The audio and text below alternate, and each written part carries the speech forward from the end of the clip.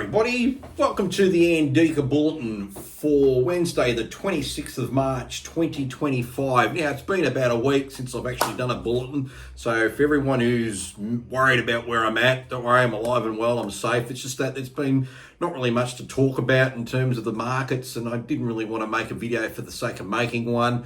Look, this is the ASX 200 going back to March 13. Today's the 26th, so there's that sort of period. Yeah, we're up about 3 and 2.8%. So the market's gradually grounded up, but it's been pretty boring, and I don't want to waste people's time just doing a silly video to tell you that this has done that and this has done that. So that's the reason why I haven't posted anything. But this one is a special NDIS budget 25-26 video. So what I'm going to do is basically give everybody here 5 key takeouts on why this budget actually stinks. Essentially what's going on here is PM Elbow thinks your vote's worth $5 because that's the tax cut that he's prepared to give you, but not July of this year, July in 2026. So he wants you to wait 15 months for it. So it's a pretty much a budget he had to bring out because obviously there's an election campaign yet to be announced,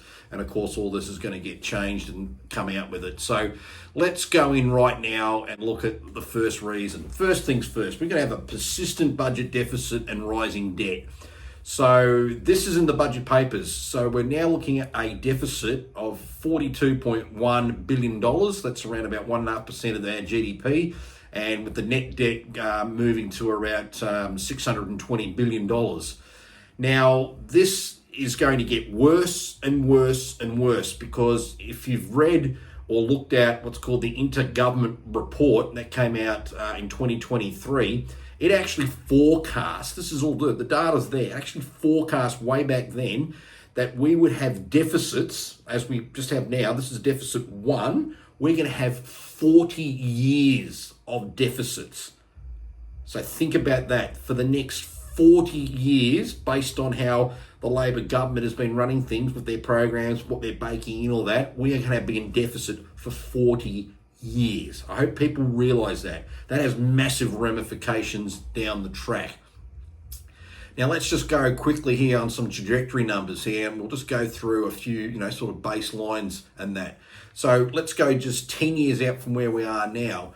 If we get the baseline of where on the trajectory we are, and this is net debt, not gross. If it was gross debt, it's going to be a lot more. Baseline is we're looking at a net debt in 2035 of around about $1.13 trillion. In other words, nearly 30.5% of our current GDP. That's $45 billion a year on interest.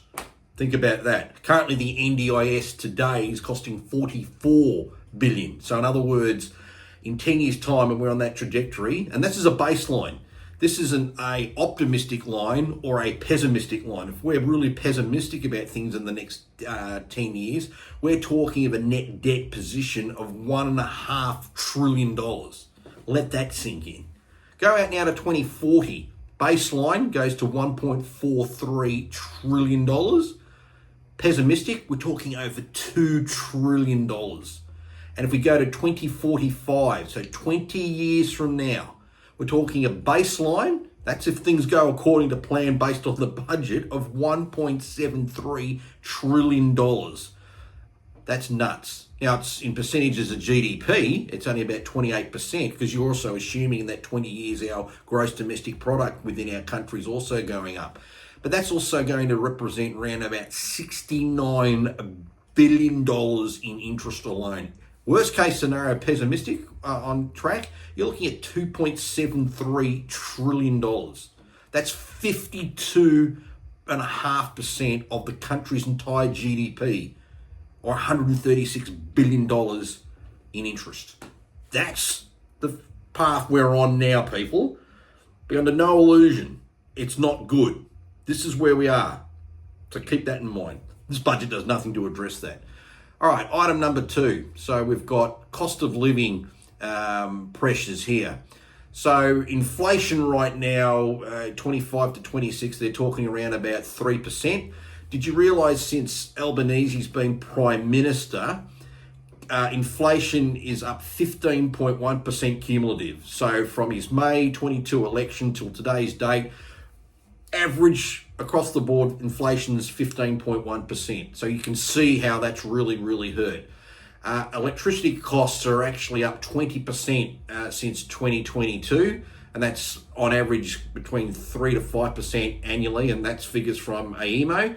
And remember, these bribes they give you about lowering, these rebates, remember, they're taxing you here, and then they come back and redistribute tax to then give it back to you again in lower costs. That's because their zealotry and net zero is forcing this problem upon us, but they don't want to talk about that because, they're echo loons.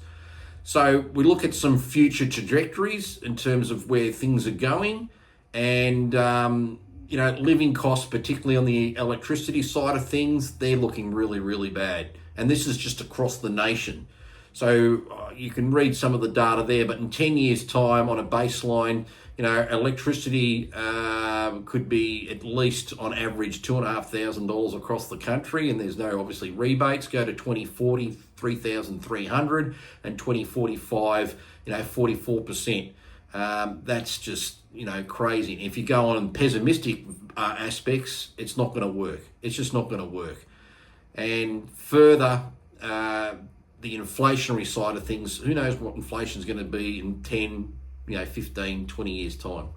Now, number 3, and this is what the government loves to crap on about, and there are global economic uncertainty and trade risks. But the trade stuff, when you stop and think about it, is quite, in our case, is really just an excuse. Remember, our trade with the United States, or the United States, when they trade with us, they have a surplus, meaning they export more things to us than we export to them. So there's no real incentive for America other than the aluminium and the steel tariffs to go beyond anything on that point. It's just pointless to do that. So that in a direct thing is nothing. Now, can there be spill-off effects, obviously, with our biggest trading partner, China? Not through what we are doing, but obviously if they've got tariffs put on them from the United States, that might hurt them. And if they have lower growth, therefore they'll buy less iron ore and other things. So there is a little risk in that, but that's a risk anyway within the cycles. So what we really want to get out of the takeout there is direct tariffs are overstated. The US surplus definitely limits the impact. And China's demand, in theory, depending on how they play out with their economy, could cost anything between 1% to 3% of our GDP. So external storm clouds partly masked by, a domestic policy inertia. You got to remember, we're not doing anything else really to grow the cake other than what we're currently doing now.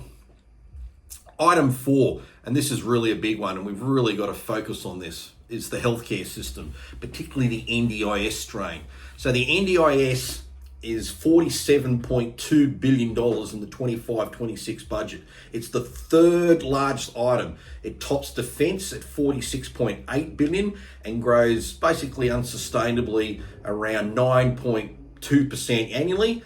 And currently there's around 646,000 participants, and that averages out at a head cost of roughly $73,000 per person. Now, there are some people on the NDIS who have budgets significantly higher than that, and there are other people that have them significantly lower. Medicare's $8.5 billion boost pales against this, as aging and chronic diseases are also starting to strain our system and stuff. But let's just focus, like we did earlier on the debt, let's just focus on some NDIS costing focuses here. So in 10 years' time, it's not that far away, baseline, based on where budget is, we're talking the NDIS being an annual cost of $127 billion. And that means participants around about 860,000. Pessimistically, that could be $190 billion and 900,000 people on that. Are you starting to see some bad things here? 2040, let's talk about that. Just 15 years, baseline, $180 billion a year to be spent on the NDIS, with roughly 920,000 people being there. Pessimistically, if worst case comes into it, it could be as much as $325 billion. Think about it. One item. It's only 15 years away. Now we go to 2045, 20 years from now. Baseline, $255 billion. That's right. That's over $250 billion on the NDIS in the next 20 years, with over 1 million people being on the NDIS. It represents roughly then about 4% of the GDP, which is just a lot. Remember, we've got other things to spend money on as well. Pessimistically, $510 billion. Sooner or later, someone's going to have to deal with this. It's going to have to happen. So the NDIS could triple to $255 billion. That's on a baseline, or hit $510 billion by 2045, and that would be outstripping defence and rivaling health. Without reform, beyond the 8% cap they're trying to do, it's a financial juggernaut that is literally out of control, that is going to become a wrecking ball, and that's the facts there. Now let's go to number 5. Obviously, housing affordability and supply shortages. The government's made a big deal that we've got a program where if you buy an existing house, we'll give you 30% equity. Buy a new house and land, it could be 40%. Obviously, they've got certain caps. The problem there is the caps are going to be at prices well lower than what the existing market is. So what's the point of having a program if you live in Sydney and the average price to buy a home and house and land is $1.5 million, and they put a cap at 1.3? So they're going to have to work this crap out as well. But there's obviously a significant housing shortage. I think we all know that. Now, let's look at this. There's a 200,000 home shortage is currently persisting, and the states, remember, and the councils, they're driving 49% of the costs via stamp duty and delays. Now, the federal government efforts rely at the end of the day on state action, but approvals are very much lagging because councils in particular basically take too long to make a decision. This is over the entire country. 13,000 a month are getting approved when the needs for 20,000. So we've got these other things. Unless they get the states and the councils on board to actually work better and be smarter, we're stuffed. So going again on the 2035 time frame, again, we're looking at where the average, again, it's an average measure. You live in different parts of Australia, sure, you're going to pay different things. If you live where I live, you pay a lot more. If you live somewhere, a little bit more remotely in Australia, you'll pay a lot less. So again, take it as an average, but the trend's where it's going. So a standard house and land package, a 3-bed on 450 square metres, baseline for 2035, we're talking $1.34 million for the home. And, that's land of about 360,000, and the state's taking another 360,000. This is the craziness of where those costs come in. 2040 baseline, the house and land's now $1.7 million, and the state's taken 470 grand at that price for its taxes and stuff. We haven't even brought the council stuff in yet. 2045, again, the base home and land is $2.25 million. So you can see, and this shouldn't come as a surprise to anyone, that between 10 years, 15 and 20 years, that the price of homes are going to go up. Of course, that's just naturally with the asset growth. But it's going to be a big, big thing to worry about. And how are we actually going to get people in there into homes when we don't have enough people in this country to build them? And the red tape, green tape and black tape in a lot of cases on what we need to do. It's really, really, something that's shocking. So the overall takeaway really from this budget, it's really a budget designed just to get them through the process because they could. It's like Grim Jim and Elbow got together and thought, geez, we got to submit homework tomorrow, being the budget, we better write something. So they did it like the night before. Here it is, bang.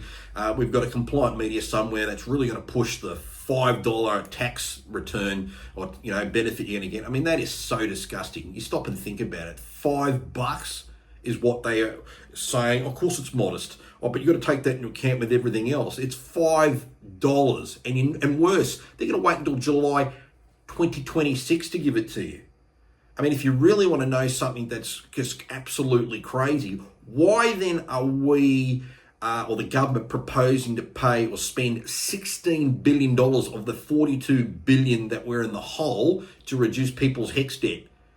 If instead of taking that $16 billion to give it to a very small segment of the marketplace, that alone, if it was redistributed as a tax deduction, would at least increase that that tax return benefit, the tax benefit you'd get from $5 to at least $15 a week. At least that's somewhat more meaningful and obviously be broader across more people.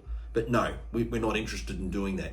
So people, we need to have this conversation, particularly around, item 1, which is what I had earlier up on the screen, talking about where we are in terms of debt and everything and the projections of where the debt are, because it is really, really a big, big problem. because if we don't sort of tackle it, we're going to have a lot of issues into the future.